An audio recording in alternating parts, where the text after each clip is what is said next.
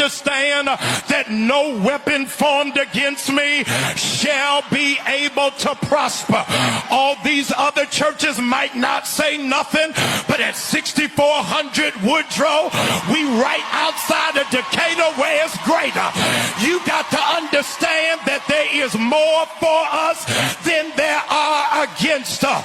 Look at your neighbor and say, as long as we stick together, we ain't gotta run. Harriet Tubman said, whenever I tried to make our people be free, there were a few Negroes that tried to go backwards and tried to risk our freedom. I feel bad for them coons in the White House who are in there tap dancing for massa, wearing bow ties, shinning and grinding, laughing like nothing is funny. Get out of there, Negro, and stand with your people so that you understand that God is on our side.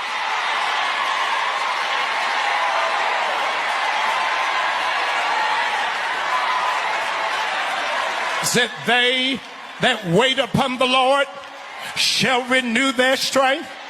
They shall mount up on wings as eagles, run and not get weary. And here's your part. They will walk and they will not faint. If I was going to faint, I would have did it during the pandemic. But because I survived all of that and I still got my right mind and I know I got a God that sits high and looks low, you think I'm going to have a nervous breakdown because of what they doing in D.C.? This ain't the first time they tried to ostracize black people. This ain't the first time they tried to minimize who you are.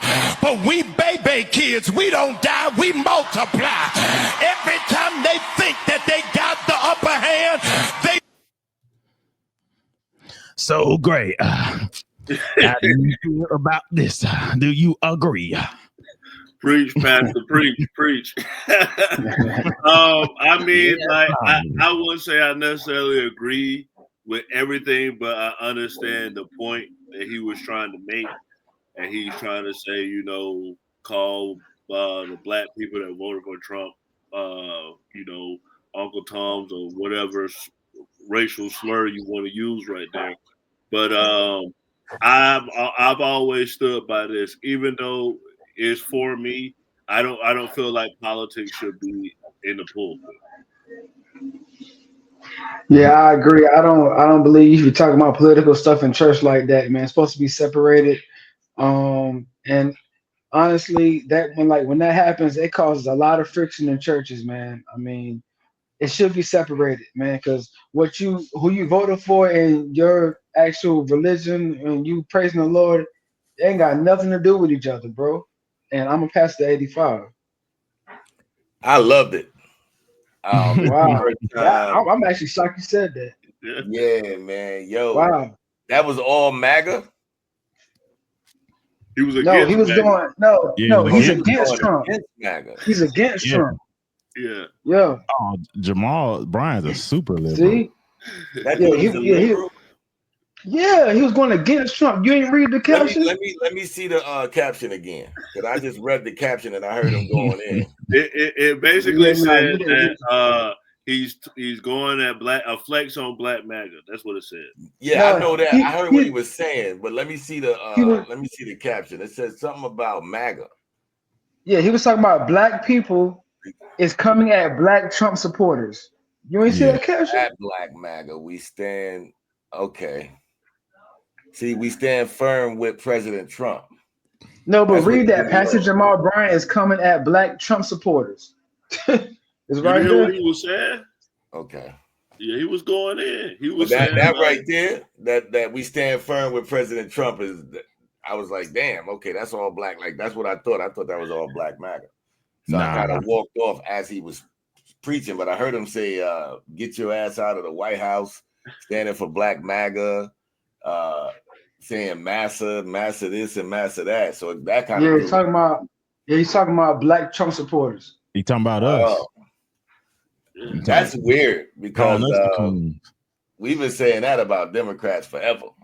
Yeah. You know what I mean? So I mean, I don't know, man. You know, anything liberal and you preaching, and you go for that, you don't need to be preaching.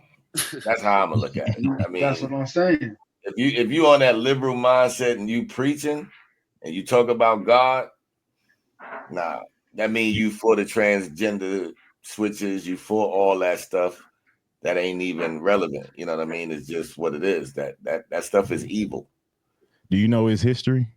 No, I have no idea about that dude. I just know he going in. He one of those preachers, try to make you dance and stuff. Dude messing around, cheating on his wife, and all kind of stuff. Yeah. Oh, okay. And then his second wife, he got a wife that looked like his first wife. He was trying to grow cannabis at the church. He done a bunch of wild stuff. Like I truly believe he's profiting off the vision. Dude's like a for real race hustler. Now I'm not surprised. I mean, yeah, based on what I saw, I mean that's normal for liberals. I mean, he's like the new Al Sharpton, basically. Yeah, that's normal. I heard something about a blackout that Al Sharpton trying to do. Y'all heard something about that? Yeah, it's supposed to be February 28th. I couldn't find a video on it, but I wanted to make that a topic. We could talk about it, but I just heard that about about an hour ago. Yeah, man, I was telling the wifey, man, that kind of stuff really is just it's starting to make other people dislike us. Like we're looking like the little kid on the playground that don't want to do what we want to do and sitting there with our arms closed, throwing people off the seesaw because we can't get our way. That's what it's starting to look like to me. It doesn't do anything. Yeah. Like we're past boycott. I asked this girl on Facebook. I said there was a reason to boycott in the 50s when civil rights wasn't a thing. But now we all got equal rights. There's no real reason to boycott. In my opinion, my thing is we need to grow our own stuff. You know, that's always what I'm gonna resort to. Is we need to have our own businesses, our own stuff, and not trying to put everybody else out of business just because we got a tantrum. Facts. Bray. Slim was saying something about Facebook. I didn't want to interrupt him. What you was saying? No, I asked this chick on Facebook. She had posted, Target lost 1.5 billion or something like that, or they saying 15 billion. Yeah, whatever it was. And I was like, "What does that do for you?" And she was like, "It just shows us how powerful the black dollar is." So I commented, I'm like, "Yo, I never really shopped at Target like that. First off, so it don't really affect me." Now that $4 trillion plus that they found, based on our taxes, that's more powerful than that Target stuff. You know what I mean? So that's what throws me off about all this protesting and blackouts is like, what does that do? I don't see what that does for us. I really don't.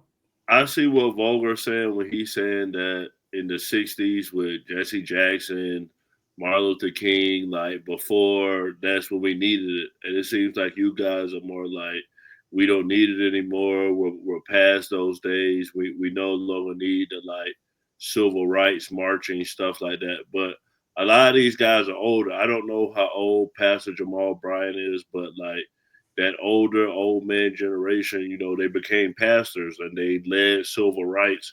I understand you said, okay, like they go make an LLC, but preaching or probably, you know, working a regular job, all they know.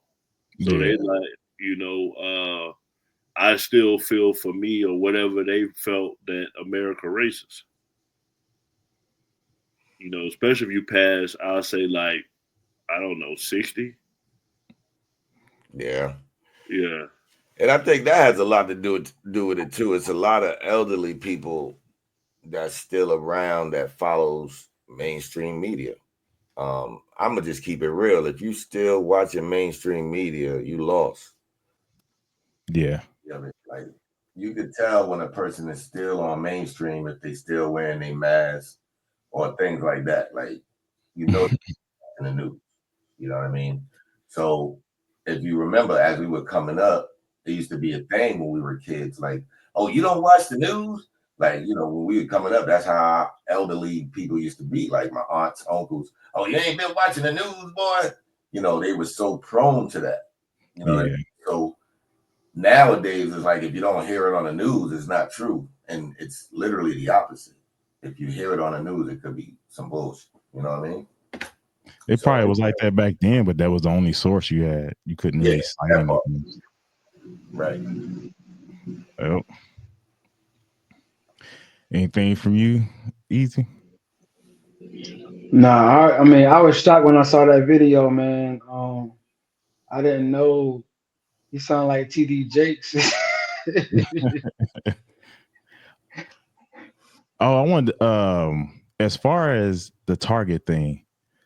So I had a discussion with one of my homeboys, like super liberal, right? Like dude just sends me content all the time. And he sent me something about that. And it's just like Target was already struggling. People don't know that Target has been struggling for years. Target literally lost like 30 billion last year or right before the election.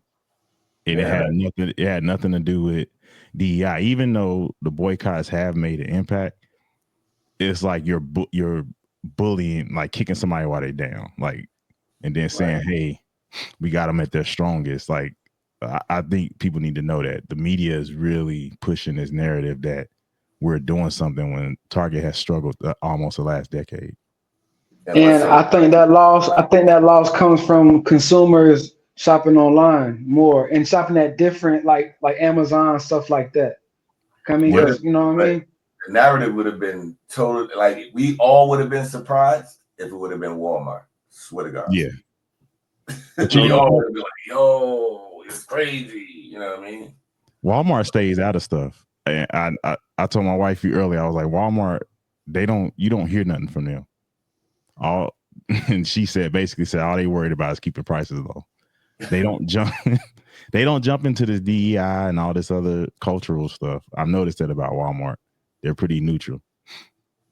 So do y'all feel like boycotts work? Like, for example, the Eagles not going to the White House. Do you feel like that's going to have an effect? No. All it does is teaches Black people to dislike the government more. Because there's a level of respect. Like we are Americans. If you have the president, I don't care who it is. Like I said, I was raised on this. I thought my grandparents raised me. I thought they loved H.W. Bush, you know, like he was they father. But once I got older, start understanding politics, they only did that because they didn't want to disrespect the president in front of me. But they couldn't stand because they're Democrats. They could not stand H.W. Bush at all. And I think we need to get back to that. Like we might have our differences, but there need to be a level of respect.